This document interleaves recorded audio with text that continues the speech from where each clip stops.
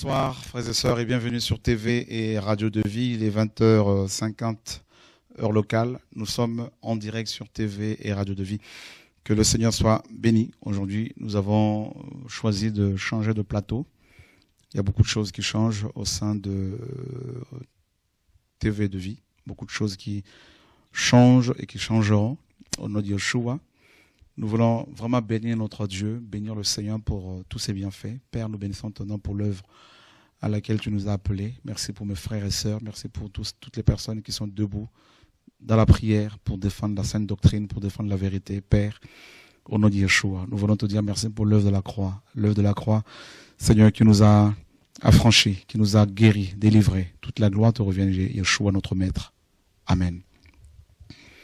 Voilà, vous avez vu tout à l'heure la vidéo de la livraison de 923 BGC. Et ça nous a coûté à peu près 24 000 euros, entre 24 et 25 000 euros. Merci Seigneur pour vos prières, pour vos dons. Et voilà, donc c'est une version qu'on a voulu sortir pour offrir toujours gratuitement aux personnes qui ont reçu aussi un appel pour servir le Seigneur et qui vont en prendre vraiment soin. Et voilà, donc voilà, que le Seigneur soit béni. Et donc c'est la prochaine étape, bien sûr, c'est le format économique et que nous allons commander rapidement, au moins 10 000 exemplaires de format économique pour pouvoir, bien sûr, distribuer facilement. Et vous aurez également l'occasion de venir ici même à Évry pour récupérer quelques exemplaires de ce format économique que nous allons commander sous peu afin de, n'est-ce pas, le distribuer aux gens de vos familles, également aux inconvertis, aux gens qui, n'est-ce pas, qui vous allez témoigner, à qui vous allez témoigner l'évangile. Voilà, donc hier on a suivi l'émission, donc l'émission qui avait été faite, l'exposition de cet homme. Et vous avez pu voir que nous n'avons pas voulu tout de suite, on ne veut pas, comment dire, sur TV de Vie, nous voulons mettre l'accent sur l'enseignement, comme vous le savez.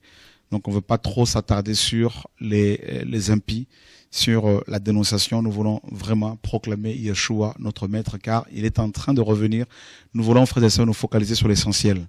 Bien sûr, si les impies se justifient, si les impies osent s'attaquer aux enfants du Seigneur, nous allons sortir tous les dossiers pour pouvoir davantage les exposer. Mais nous voulons vraiment nous focaliser sur l'essentiel. Voilà. Nous voulons vous rappeler que les Écritures nous disent que Christ est au milieu, Christ doit être au centre. Nous voulons vraiment nous focaliser sur la croix. Voilà, l'évangile auquel le Seigneur nous a appelés. Et nous sommes, mes amis, arrivés à un temps critique. Vous voyez bien ce qui se passe dans le monde. Vous voyez bien que le monde va mal. Et de plus en plus, des personnes, même des inconvertis, se posent des questions par rapport aux événements que rencontre, n'est-ce pas, le monde, que connaît notre monde, n'est-ce pas, nos nations, nos pays, tels que les famines, les guerres, et les attentats, tout ça, et les fusillades. Il ne se passe pas un jour sans qu'il y ait des tueries. Il ne se passe pas un jour sans qu'il y ait des problèmes dans le monde. Même l'Afrique qui était épargnée jusqu'à ce jour qui était épargnée bien sûr par rapport aux attentats, on voit bien qu'elle est frappée de plein fouet. Et alors tout ça, toutes ces choses nous confirment que le Seigneur est en train de revenir. Et nous sommes vraiment, mes amis, dans un temps, nous sommes arrivés à un temps où il faut vraiment se focaliser sur notre Maître, car il n'est pas loin. Yeshua est en train de revenir, frères et sœurs, et nous voulons bien sûr sonner la trompette haut et fort. Voilà. Alors, nous sommes dans Matthieu 24, donc je voulais partager un message, mais Dieu me conduit autrement. Donc on va rapidement prendre Matthieu 24. Alors je demanderai rapidement aux frères de nous aider par rapport à la lecture, parce qu'on va montrer également les Écritures que nous allons lire, donc aux frères et sœurs. Matthieu chapitre 24, donc il y a la Bible qui est à côté, bien sûr, si on peut nous trouver le passage en question. Et voilà. Matthieu chapitre 24, on lira à partir du verset 1er.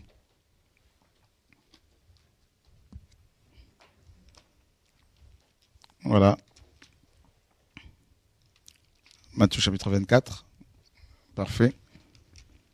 Alors, on va commencer la lecture. Donc, je lisais la dernière fois ce passage, il y a un verset qui m'a touché et je voudrais vous le partager.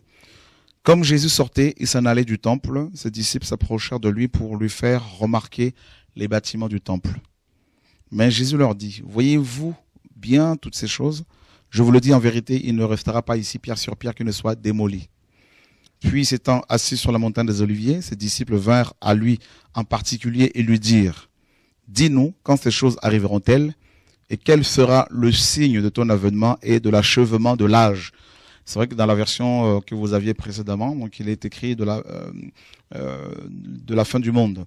En fait, il est aussi question de l'achèvement, hein, donc littéralement de l'achèvement de l'âge. C'est comme si l'âge ou le monde ou le siècle se déroulait comme c'était un rouleau qui devait, n'est-ce pas, qui était déroulé et du début à la fin.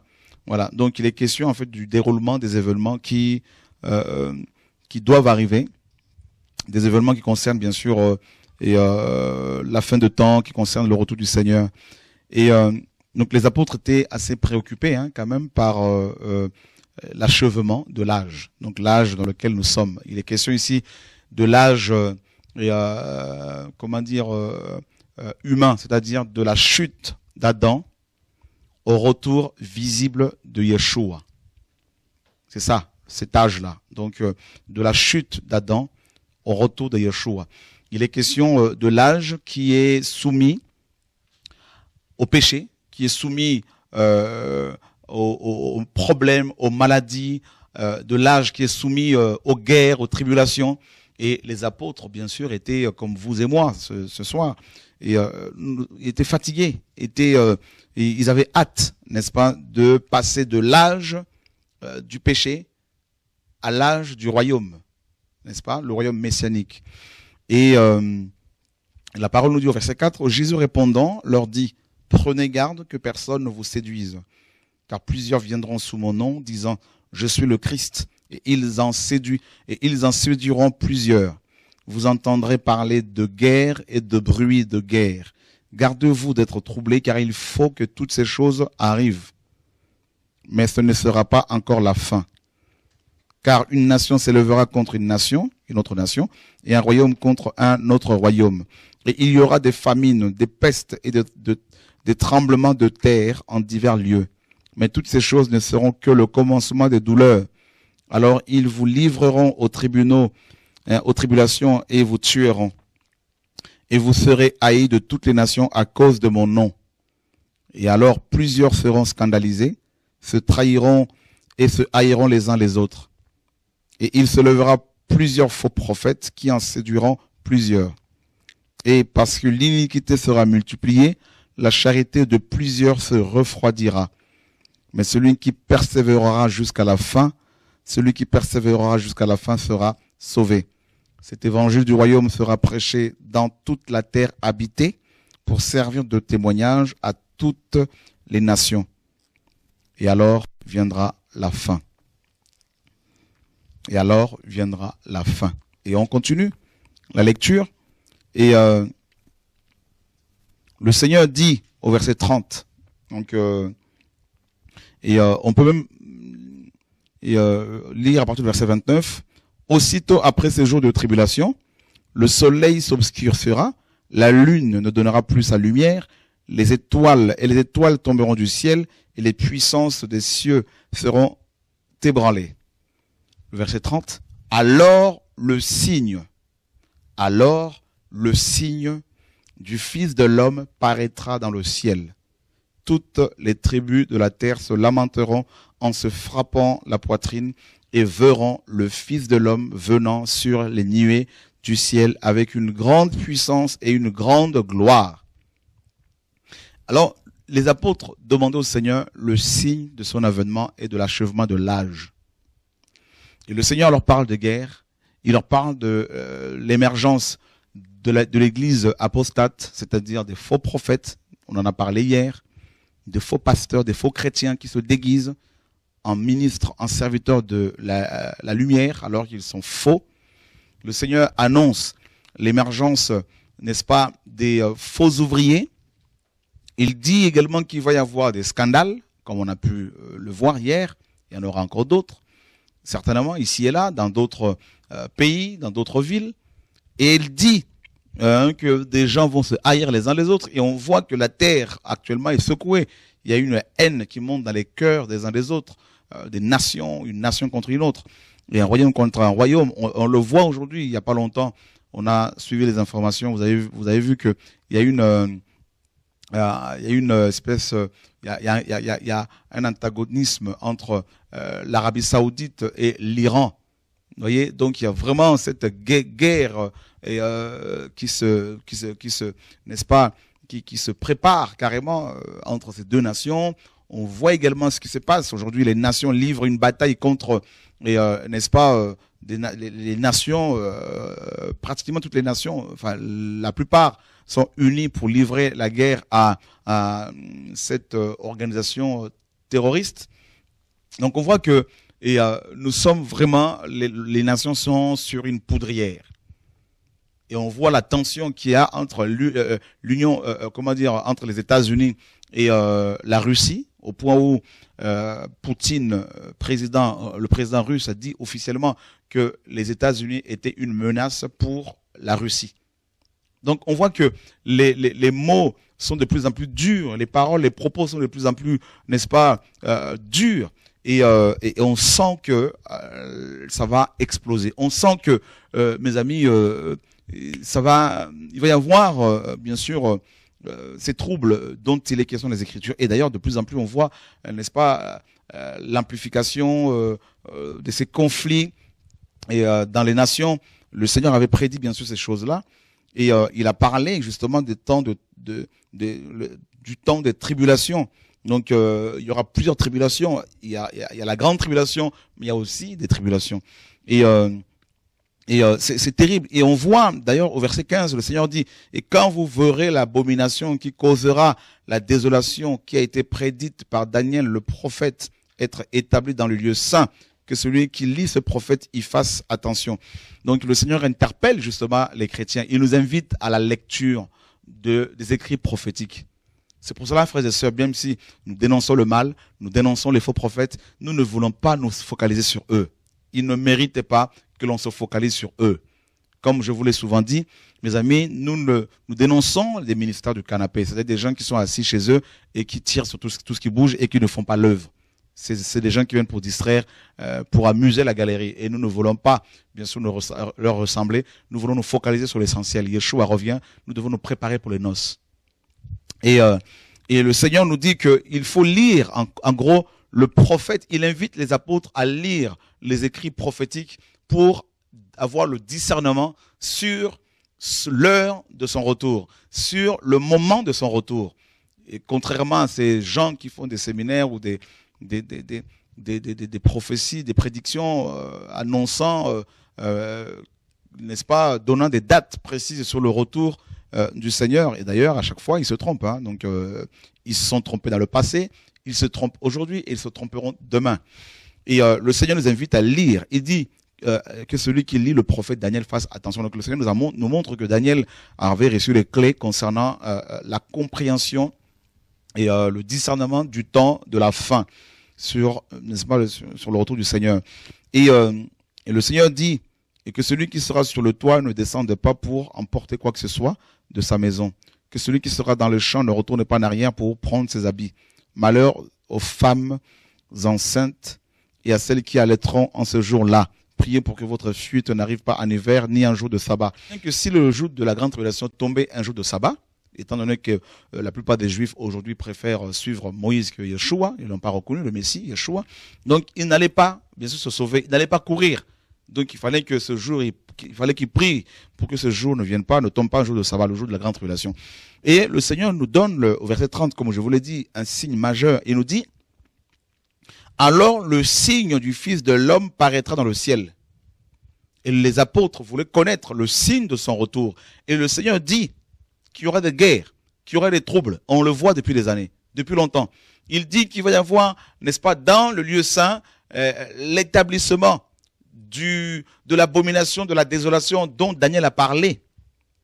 Daniel le prophète, le temple était souillé, n'est-ce pas, au IIe siècle avant Jésus-Christ, par Antiochus Épiphane, qui avait sacrifié dans le temple, dans le Saint de Saints, un porc. Ce roi, gréco-macédonien, avait établi dans le Saint de Saints, n'est-ce pas, un culte démoniaque. Et le Seigneur nous dit que ces choses-là vont se répéter et on le voit dans nos églises d'aujourd'hui, frères et sœurs, pour votre information, il n'y a qu'à voir, aussi bien dans les églises que sur des sites, sur les chrétiens. On voit bien que c'est la distraction sur beaucoup de sites. L'évangile n'est pas annoncé, il n'y a pas d'enseignement, il n'y a pas de baptême, il n'y a pas de... C'est-à-dire, on ne voit pas les actes des apôtres, tout simplement. Et on voit autre chose. Donc, on voit que, aussi bien dans les églises que sur ces sites internet, parce que on ne va pas seulement parler d'églises paganisées, on parle aussi aujourd'hui des sites internet dits chrétiens, soi-disant, mais paganisés, où il n'y a plus, il n'y a pas l'enseignement sur le ciel. Le Seigneur dit, alors le signe du Fils de l'homme paraîtra dans le ciel. Et ça c'est terrible. Regardez bien, Matthieu 24. On va relire encore Matthieu 24. Le verset, le verset 3. Puis, s'étant assis sur la montagne des Oliviers, ses disciples vinrent à lui en particulier et lui dirent, dis-nous, quand ces choses arriveront-elles et quel sera le signe de ton avènement et de l'achèvement de l'âge? Quel sera le signe? Il y a un seul signe. Guerre, les famines, tout ça, ce sont, mes amis, les douleurs de l'enfantement. Mais ce n'est pas le signe. Et le Seigneur dit que, au verset 30, il dit, ce signe-là, justement, paraîtra dans le ciel. Il dit, alors le signe du Fils de l'homme paraîtra dans le ciel. Donc le signe que les apôtres voulaient avoir, bien sûr le temple sera souillé, tout ça. On le voit aujourd'hui mes amis. Oui, ce sont les douleurs de l'enfantement. Mais il nous dit que le signe en question paraîtra au ciel. Waouh! Qu'est-ce que le Seigneur voulait, qu'est-ce qu'il veut nous dire ici? Il dit toutes les nations, toutes les tribus se lamenteront en se frappant la poitrine et verront le Fils de l'homme venant sur les nuées du ciel, avec une grande puissance et une grande gloire. Donc, le Seigneur nous invite à avoir nos yeux fixés sur le ciel. Pas le ciel, je ne parle pas de ceux qui nous demandent d'aller observer les astres, la lune qui va devenir rouge, tout ça, comme on a pu voir l'année dernière, ces prédictions qui ne sont pas bien sûr réalisées. Il nous invite à avoir le regard fixé sur le ciel, mais pas le ciel, mes amis, atmosphérique. Et encore moins le ciel astral, l'espace, où il y a des astres, où il y a des planètes, où il y a des galaxies. Il nous invite à avoir le regard fixé sur le troisième ciel, c'est-à-dire le trône de Dieu, le royaume de Dieu. D'ailleurs, il a dit au verset 14, cet évangile du royaume, disait-il, sera prêché dans le monde entier ou dans toute la terre habitée. C'est alors que viendra la fin, parce que voilà, le signe ici, c'est le ciel. Le ciel, c'est le trône de Dieu. On va le voir dans Ésaïe, chapitre, mes amis, 66. Ésaïe, chapitre 66. Qu'est-ce que Dieu dit par rapport au ciel, justement? Parce que le Seigneur dit que le signe en question paraîtra au ciel. Il n'a pas dit qu'il va paraître à Évry, pour que vous ayez les yeux fixés ici. Il n'a pas dit que le signe va paraître chez Chora pour que vous ayez les yeux fixés sur moi ou sur un quelconque pasteur ou un site internet. Non. Il nous invite à lever les yeux, à regarder le ciel où il y a le trône de Dieu, où Dieu règne. Alléluia, gloire à Dieu. Et qu'est-ce que Yahweh nous dit? Yahweh, dans Ésaïe chapitre 66, verset 1er, donc l'équipe va nous montrer cela. Ainsi parle Yahweh. Le ciel est mon trône. Et la terre est le marchepied de mes pieds. Waouh! Et il dit, quelle maison me bâtirez-vous? Et quel serait le lieu de mon repos? car ma main a fait toutes ces choses, et c'est par moi que toutes ces choses ont eu leur existence, dit Yahweh. Waouh! Le Seigneur dit que le ciel est son trône. Et quand on parle du trône, on parle du royaume de Dieu. Voilà pourquoi Yeshua dit, cet évangile du royaume sera prêché dans le monde entier. Chrétiens, vous voulez le signe par rapport au retour du Seigneur? Vous voulez vous préparer pour l'enlèvement? Eh bien, n'écoutez pas. Ne suivez plus les gens qui vous distraient. Ne suivez plus, n'écoutez plus les gens qui vous passent votre temps, qui vous gaspillent votre temps pour rien. Vous n'avez pas besoin de leur site internet pour avoir le discernement sur les vrais pasteurs et les faux pasteurs. Vous avez besoin de vous focaliser sur le Seigneur qui est au ciel, sur son royaume céleste, pour que vous ayez le discernement sur les uns et les autres. Voilà. Vous n'avez pas besoin de perdre 6 heures pour écouter les niaiseries. 6 heures pour écouter quelqu'un vous raconter des histoires. On n'a plus besoin de ça. On n'a pas besoin de ça. Prêchez-nous le ciel. Parlez-nous de la nouvelle Jérusalem. Parlez-nous de notre demeure définitive. Parlez-nous de notre, n'est-ce pas, de notre roi. Et Yeshua dit, cet évangile du royaume, il y a un royaume qui doit s'installer sur terre. Rappelez-vous bien que la préoccupation des apôtres, c'était la restauration d'Israël. Dans Acte 1, ils ont posé la question au Seigneur après sa résurrection. Seigneur, disait-il, est-ce en ce temps-ci que tu rétabliras le royaume d'Israël? C'était leur préoccupation. Et ça doit être notre préoccupation à nous. Seigneur, quand est-ce que tu vas rétablir, n'est-ce pas, le royaume millénaire? Quand est-ce que tu vas rétablir ton gouvernement théocratique sur terre? Ça doit être la préoccupation de chaque enfant de Dieu. Voyez? Et le Seigneur dit que son signe va paraître au ciel. Et Dieu dit, le ciel est son trône. Et le trône de Dieu égale son royaume. Et son royaume, c'est ce que nous devons annoncer. Ce royaume, c'est ce que Paul a annoncé. C'est ce que Jacques a prêché. C'est ce que Pierre a prêché. C'est ce que les apôtres ont prêché. Et nous devons présenter au monde le royaume de Dieu. Pourquoi? Parce que les royaumes de ce monde sont totalement secoués par les attentats, par les crises économiques, par les crises politiques, par les maladies incurables, par toutes sortes de troubles, frères et sœurs. Et beaucoup de gens sont inquiets par rapport à leur lendemain. Je voudrais vous dire, à vous qui me suivez ce soir, ou demain sur Facebook, sur les réseaux sociaux, je voudrais vous dire, vous qui ne croyez pas en Dieu, je voudrais vous dire que Dieu existe. Je voudrais vous dire que, à vous qui faites de la politique, à vous qui êtes député, à vous qui êtes sénateur, à vous qui êtes président, à vous qui êtes gendarme, policier, je voudrais vous dire qu'il y a un royaume qui est au-dessus de votre royaume. Je voudrais vous dire que ce royaume-là est inébranlable. Ce royaume-là est un royaume qui, n'est-ce pas, n'a pas été créé par l'homme. C'est un royaume qui est au-dessus de toutes sortes de royaumes, de toutes sortes de principautés.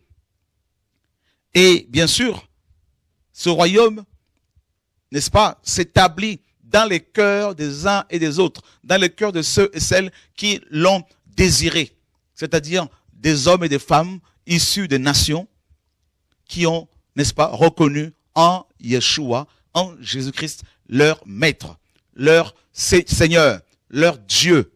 Et c'est ce que les apôtres ont prêché. Rappelez-vous bien que l'Église est née sous le 4e empire, la grande bête dont il est question dans Daniel 7.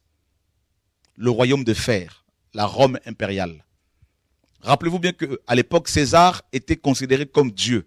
Tous les Césars étaient comme les pharaons, considérés comme des divinités. Et on devait les adorer. On devait offrir de l'encens, en leur brûler de l'encens, pardon. On devait brûler de l'encens en leur honneur. Il fallait également sacrifier à leur honneur. Et il fallait brûler de l'encens à leur honneur, sacrifier en leur honneur.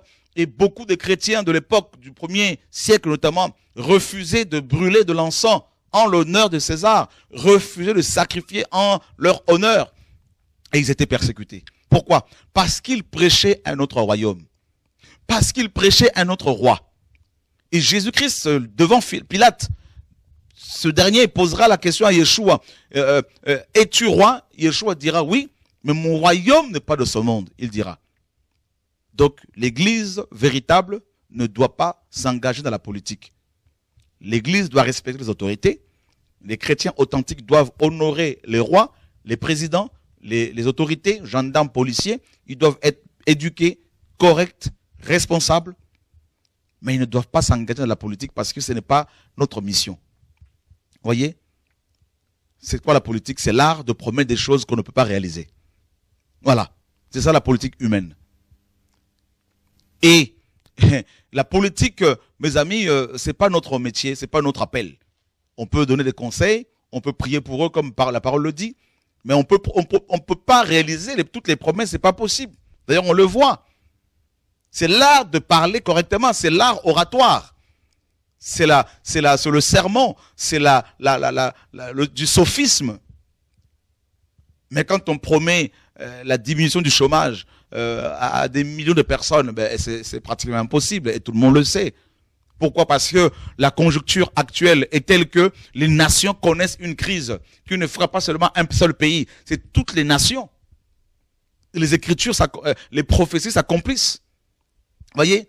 Donc la crise va s'accentuer pour permettre à ce que les nations reconnaissent que nos royaumes ont échoué. Que le royaume de Dieu, mes amis, doit s'installer, doit venir. Et Yeshua dit, ce signe-là, concernant son retour, paraîtra au ciel. C'est pour cela, chrétiens, quelqu'un qui ne vous prêche pas le ciel, quelqu'un qui ne vous parle pas du ciel, quelqu'un qui ne vous enseigne pas sur la Nouvelle Jérusalem, quelqu'un qui ne vous prêche pas sur la royauté de Jésus-Christ de Nazareth, c'est une personne que vous ne devez pas suivre, ni écouter, c'est clair. Quelqu'un qui passe son temps à vous, à parler des autres, tel pasteur a fait ci, tel pasteur a fait ça, il n'a que ça comme ministère. Ça, c'est quel ministère, ça? Qui déforme, qui fait des montages. Ou quelqu'un qui vous dit, moi, venez dans mon royaume qu'on appelle église évangélique, tout ça, ou église protestante, ou catholique, tout ça là. Ça, ce sont des royaumes humains. Toutes ces dénominations. Avec leurs rois, avec leurs ordres, avec leur organisation, tout ça là. Ce sont des royaumes complètement humains. Et nous avons besoin de notre royaume. Vous savez, je vais vous dire une chose, mes amis. On peut vous chasser d'une église locale. On peut vous chasser d'une dénomination. On ne vous chassera jamais du royaume de Dieu. Parce que nous sommes en permanence dans ce royaume. Et Yeshua a fait de nous, selon la parole, selon Apocalypse 1, 6 à 8 et 5, 8 à 10, il a fait de tous les chrétiens des rois et des prêtres. Donc, en tant que chrétien, vous n'avez pas besoin de chercher les gens qui vont vous imposer les mains. Non. Même pour vos enfants qui sont malades, vous pouvez vous-même prier pour eux. C'est ça le royaume de Dieu. Et Hébreux chapitre 12 nous dit quoi? Hébreux chapitre 12. Merci Seigneur pour ta parole. Ta parole nous éclaire, ta parole nous illumine. Au nom de Yeshua. Nous sommes dans Hébreux chapitre 12. Avec les onglets, on peut retrouver facilement les livres. Voilà ce que la parole nous dit. Nous donc aussi, puisque nous sommes environnés d'une si grande nuée de témoins, rejetons tout fardeau et le péché qui nous enveloppe si aisément et poursuivons constamment la course qui nous est proposée, portant les yeux sur Jésus, qui est le chef de la foi et qui l'amène à la perfection. En échange de la joie qui lui était réservée, il a souffert la croix, ayant méprisé la honte, et il s'est assis à la droite du trône de Dieu. Frères et sœurs, la parole nous demande d'avoir les yeux focalisés sur Jésus-Christ. Voilà, c'est ça. Parce que le signe paraîtrait au ciel, et le ciel est le trône de Dieu, et le trône c'est son royaume, et Jésus-Christ, selon Apocalypse 19, 13 là-bas, sur sa cuisse est écrit, roi des rois, seigneur des seigneurs. Donc, un messager authentique doit vous présenter Jésus-Christ. C'est tout. On doit vous parler de Yeshua. On doit vous parler de sa royauté, qu'il est le roi des rois, qu'il revient.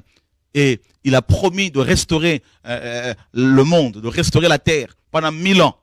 Et son gouvernement sera établi à Jérusalem. Donc il va restaurer Jérusalem, il va restaurer Israël, il va établir la théocratie. La parole est claire là-dessus. On nous dit que toutes les nations vont, n'est-ce pas, se lamenter.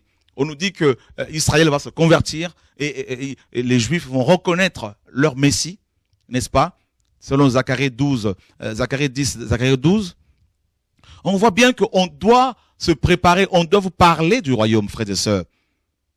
Pourquoi? Parce que nos royaumes sont en train de s'écrouler. Nos royaumes ont échoué. Le monde va mal. Il n'y a pas besoin qu'on vous le dise, vous le voyez vous-même. Le monde va mal. La solution, c'est le royaume à venir. Ce royaume est d'abord établi dans les cœurs des gens, des chrétiens. Le royaume ne consiste pas dans la nourriture, dans le boire, mais c'est la justice, c'est l'intégrité, c'est la sanctification, la crainte de Dieu. Et c'est l'amour, c'est la paix, c'est la joie par le Saint-Esprit. C'est la puissance qui amène les gens à reconnaître que Jésus-Christ est le véritable Dieu. Voilà. Il est Dieu, il fait ce qu'il veut. Il peut parler depuis le ciel sur la terre. Il est Dieu, on ne doit pas le limiter. Voilà. Quand on regarde la nature, comment la nature la nature elle est complexe. La création elle est complexe. Mes amis, parfois on voit l'univers, on se dit mais il est immense, immense, en perpétuelle expansion selon les scientifiques. Donc on ne peut pas déjà quantifier, mes amis, la création. Et à combien plus forte raison le Créateur qui tient toutes choses dans sa main. Donc voyez mes amis, il fait ce qu'il veut. Il est Dieu, Père, Fils et Saint-Esprit. Le seul et véritable Sauveur, Seigneur. Un seul nom, Yeshua. Un seul Dieu, Jésus-Christ. Une seule lumière, Jésus-Christ. La seule vérité, Yeshua. Oui, mais nous ne sommes pas là pour dire aux gens, et mes amis, si vous ne croyez pas en Jésus, on va vous exposer. On va vous exploser. Si vous ne croyez pas en Jésus, on va poser des bombes. C'est pas ça Jésus. Jésus, le Seigneur ne force personne. Il dit, je mets devant toi la vie et la mort, choisis la vie. Et mes amis, le royaume à venir. Donc, pour savoir quand est-ce que Yeshua va revenir, c'est simple. Il faut avoir le regard, les yeux fixés sur Yeshua. Pourquoi? Si vous êtes dans l'intimité avec lui, il vous parlera, il vous montrera, il vous ouvrira les yeux spirituels, il vous montrera tout ce qui se passe autour de vous, il vous révélera les secrets, les choses cachées, il vous montrera même l'état des uns des autres, qui sont vrais, qui ne sont pas vrais. Voyez, chrétiens, l'heure est grave. Le Seigneur a dit que beaucoup de faux prophètes allaient venir, et on le voit. Comme on l'a dit hier, l'émission, hier lundi, des faux prophètes qui ouvrent des pages YouTube, qui ouvrent des sites internet et qui mettent leur numéro privé afin que vous les appeliez. Vous savez, le but c'est quoi? C'est qu'ils veulent s'accaparer de vous. Ils veulent vous attirer à eux. Et ils ne vous amènent pas à vous focaliser au ciel, à vous focaliser sur le Seigneur, à vous focaliser sur le ciel, à vous attacher au Seigneur. Ils veulent vous attirer à eux. Comme Pierre le dit, ils amorcent par la convoitise. Donc ceux qui viennent à peine d'échapper d'échapper à la convoitise au monde, et ils veulent s'accaparer de ces âmes-là. Donc il faut vraiment faire attention, mes amis. Vous avez compris, un homme de Dieu authentique, un véritable messager, ne laisse jamais son numéro privé ni son adresse email sur Internet, parce qu'il ne cherche pas à amener les gens vers lui. Comme Jean-Baptiste, il disait, voici l'agneau de Dieu, et c'est lui qu'il faut suivre. Et les gens l'ont suivi. Voici l'agneau de Dieu qui ôte le péché. Il a dit, je ne suis pas le Messie, je ne suis pas le prophète. Donc, je ne suis qu'une voie. Allez vers le Messie. Et ses disciples ont suivi Yeshua. Voilà. C'est ça, les vrais messagers. Ils ne cherchent pas à attirer les gens vers eux. Ils amènent les gens à aller vers le Seigneur. Pourquoi? Parce que c'est lui qui révèle, c'est lui qui est la finalité. Cet évangile du royaume sera prêché dans le monde entier. Donc, pour savoir que si quelqu'un est du Seigneur, Dieu vous montrera son état d'âme. Vous inquiétez pas, vous qui cherchez le Seigneur, priez, Dieu vous parlera. Et pour le savoir aussi, il faut que la personne prêche l'évangile du royaume, vive l'évangile du royaume, parce que nous sommes des rois, nous sommes établis dans ce royaume, nous devons avoir les caractéristiques du royaume, c'est-à-dire l'amour, la paix, la joie, la sanctification, la détermination. Quelqu'un disait hier, oui, quand tu t'acharnes sur quelqu'un, quand il y a un problème, tu t'acharnes sur quelqu'un. Mais comment voulez-vous, mes amis, qu'on fasse? On ne peut pas acclamer les faux. On ne peut pas acclamer les faux. Nous sommes dans un temps où il faut choisir ce que l'on veut. Quand on choisit la vérité, on est à fond dans la vérité. Quand on veut le mensonge, dans le mensonge, nous avons choisi la vérité. S'il faut s'acharner sur le péché, sur le mensonge, sur la fausseté, on va le faire. Dénoncer le mal, dénoncer tous ceux qui se servent de la parole pour arnaquer les frères et sœurs. Voilà, que Dieu soit béni, mes amis. Donc je voulais juste vous exhorter à persévérer, à avoir le regard, avoir les regards fixés sur le Seigneur, sur le ciel, car du ciel sortira le royaume glorieux. Et comme la parole le dit si bien, n'est-ce pas, dans Apocalypse 21, le dernier passage qu'on va lire, Apocalypse 21, Apocalypse chapitre 21, merci Seigneur. Puis je vis un nouveau ciel et une nouvelle terre, car le premier ciel et la première terre avaient disparu, et la mer n'était plus. Et moi, Jean, je vis la ville sainte, la nouvelle Jérusalem, qui descendait du ciel d'auprès de Dieu, pareil comme une épouse qui s'est ornée pour son mari. Et j'entendis du trône une voix forte qui disait, voici le tabernacle de Dieu avec les hommes. Il habitera avec eux et ils seront son peuple et Dieu lui-même sera leur Dieu et il sera avec eux. Et Dieu essuiera toute larme de leurs yeux et la mort ne sera plus. Et il n'y aura plus ni deuil, ni cri, ni douleur, car les premières choses sont passées. Et celui qui était assis sur le trône dit, voici, je fais toutes choses nouvelles. Puis il me dit, écris car ces paroles sont véritables et certaines. Il me dit aussi, tout est accompli. Je suis l'alpha et l'oméga, le commencement et la fin. À celui qui a soif, je lui donnerai de la source d'eau vive gratuitement. Voilà. Celui qui vaincra héritera toutes ces choses. Je serai son Dieu et il sera mon fils. C'est terrible. La nouvelle Jérusalem qui descendra du ciel. Voilà pourquoi nous devons avoir les regards fixés vers le ciel, pour ne pas tomber dans le péché facilement, pour ne pas, mes amis, suivre les faux prophètes, pour ne pas se laisser égarer, pour ne pas écouter les mensonges de ces hommes et ces femmes qui veulent vous détourner de la vérité. Ayez le regard vers le ciel, parce que c'est de là que le Maître reviendra. Pas au Vatican, pas à Lourdes, pas à Évry, pas, je sais pas, aux États-Unis, sur le Seigneur au ciel. Car c'est là que le signe viendra. En fait, le Seigneur disait, vous voulez un signe aux apôtres, vous voulez un signe? Eh ben, levez les yeux au ciel. Vous voulez un signe? Eh ben, focalisez votre regard sur mon royaume et non sur vos royaumes à vous, non sur vos ministères, sur vos appels, mais sur mon royaume. Ah oui, frère. C'est pour cela que nous avons pris position pour la vérité. Que les gens nous critiquent, que les gens fassent ce qu'ils veulent, qu'ils nous fassent des menaces, c'est pas notre problème. Nous voulons nous focaliser sur le ciel et sur le ciel seulement. Yeshua, notre Seigneur et Sauveur. Car notre royaume sortira de là, le tabernacle de Dieu, la nouvelle Jérusalem. Voilà le message, frères et sœurs. Donc, voyez quelqu'un qui vous parle de la terre. Donnez l'argent, vous serez bénis. Ça, c'est pas ça. C'est pas ça le message. Voilà, un tel pasteur a fait ci, tel pasteur a fait ça. Il y a que ça comme message, il n'y a pas autre chose. Vous ne voyez pas qu'à un moment donné, ça devient, c'est rouillé, ça devient un peu de la répétition, de la routine. Voyez, tout ça, c'est vieux. On dénonce le mal, mais on passe à l'enseignement. On dénonce les faux, on enseigne la parole de Dieu. On amène les gens à avoir une relation avec le Seigneur. C'est ça l'évangile. C'est ça l'évangile. Que Dieu soit béni, frères et sœurs. Bon courage, bonne continuation. Que Dieu nous garde, que Dieu vous garde. En tout cas, merci pour vos prières, merci pour vos réactions. Merci pour la position que vous avez prise pour la défense de la saine doctrine. Merci pour la position que vous prenez des jeunes, des moins jeunes, de jeunes femmes, des jeunes hommes, des femmes, des couples, tout ça, qui ont pris position pour la vérité et qui ont dit, nous ne voulons plus nous faire avoir. Nous connaissons la parole, nous connaissons la vérité. Maintenant, nous voulons aller de l'avant. Ne vous inquiétez pas pour la persécution. Ne vous inquiétez pas pour les dires des uns des autres. Avancez avec le Seigneur. On ne cherche pas à être applaudi, acclamé. Nous voulons plaire à Dieu. C'est tout ce qui nous intéresse. Que Dieu soit béni, mes amis. Que Dieu vous garde. Bonne continuation. Et que Dieu continue à faire son œuvre avec vous. À bientôt. Et avant juste de raccrocher, je voudrais vous dire que ce samedi, nous sommes à Bruxelles. À Bruxelles, donc les informations sont sur le site de TV de Vie. Et dimanche, le samedi 6, nous serons à Genève. Le dimanche 7, c'est vrai que c'est du marathon un peu là. Le dimanche 7, nous serons à Tours.